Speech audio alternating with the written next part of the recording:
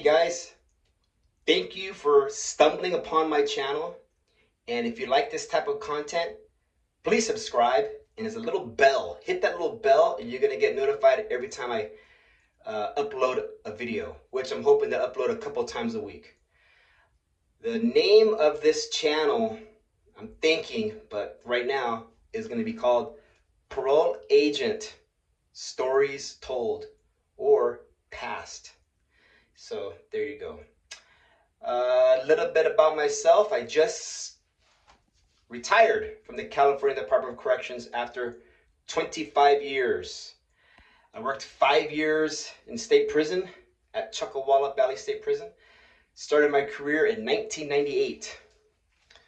Worked there for just about 5 years, and then I went to parole. Worked in the Pasadena area for about 10. Worked in Van Nuys area for about, I don't know, 3, 4. And then I worked South Central Los Angeles a couple years, and then I finished it at the Riverside Parole Office where I supervise sex offenders. Yeah, that's a lot. Let me tell you right there, because whatever the parolees do, it affects you a little bit, just a little bit. Well, for me, anyhow, it did just a little bit, because you got to do reports behind these guys. Reports if they do good, reports if they do bad. You know, it never ends. But with this channel, I'm going to be giving and sharing stories that I personally have gone through. Some good, some bad, some bullshit, some funny, some scary. But this is not just for parole agents. This could be if you are a correction officer wanting to be a parole agent. This could be if you're on parole. I'm going to give you some tips on how to be a good parolee. Pretty basic. And this, if you're an inmate, which you should not be watching this in state prison, which means you have contraband, but in case you are, you could learn something is how to be a good parolee. And I'm going to give you tip number 1. You're getting out on parole. The first thing you want to do with your parole agent, the first interaction, just give a clean test. If you can give a clean test, that you're on the right path, on the right foot, you're in the right direction.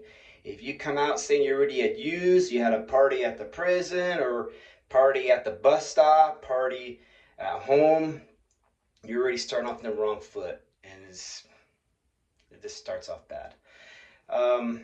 See, I'm going to start giving, every episode, I'm going to give a story. I'm going to share a story. Here's a true story. Parolee deaths. Crazy ass deaths. The one that sticks to mind is this guy. He would get high not on drugs and not on alcohol. He would get high on cough syrup. Oh, my hand got tired. He got high on cough syrup. This fucking idiot would just mix cough syrup from the Dollar Tree into Shasta from the Dollar Tree, and he would chug it. He would just chug it. And his get down was just to stay coherent while hallucinating with this cough syrup. Anyways, this guy absconded. He absconded up north to state of Washington. Well, this is during COVID, and we could not extradite back, or the COVID team could not go pick up because of COVID scare. So we would COP, which continue on parole, release the hold with instructions to report to the parole office, and go from there. Of course, guy would never report, cycle over and over and over again. He did this for months. And it was very frustrating because at that COVID time, no one knew if the world was going to go belly up. No one knew what was going on, especially the parolees, especially the sex offenders. No one gives a shit. I mean, be honest with you. That's the truth. I can say it now. I'm not employed. I'm a retired state worker. No one gives a shit. No one really cares about the employees, actually. But for the sex offender that's a couple states up, he's absconding and refusing to come back down. No one really gives a shit. They just COP release. And if he doesn't report, put the warrant out again. And I did that over and over and over again. Anyhow, how this guy died was he would sleep in a dumpster. And one day the trash truck came, it scoops it up and bam.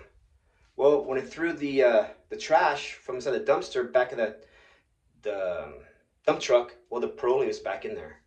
So he got smashed. He got hit his head. I'm assuming he hit his head. And then, and I didn't know, but those trucks, they have those, zzz, it squishes him. So it squished him to death, and they didn't find him until they went to the dump. So talk about your final destination ways of dying. He got crushed to death. So that's kind of sad. He was actually okay with me. I never had any issues. It was just a fuck up. I mean, I would hate for him to be my neighbor.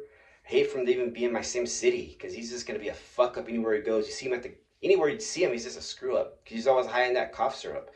And how can you tell someone not to take cough syrup? You get anywhere. Anyhow, that's story number one. I'm going to have a lot more stories.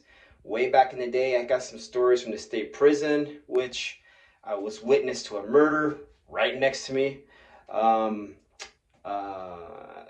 got stories about coworkers getting hired, getting fired, getting rehired, this amount of bullshit. So this is going to be a channel.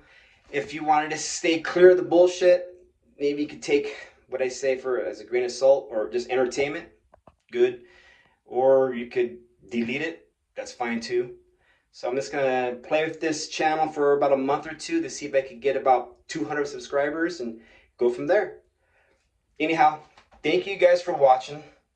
Hit that subscribe button, hit that like button. I got a lot more stories. Again, this is my first episode, season 1, episode 1, so it's a little rusty, but it will only improve, I guarantee you. Thank you for watching, and we'll talk to you soon.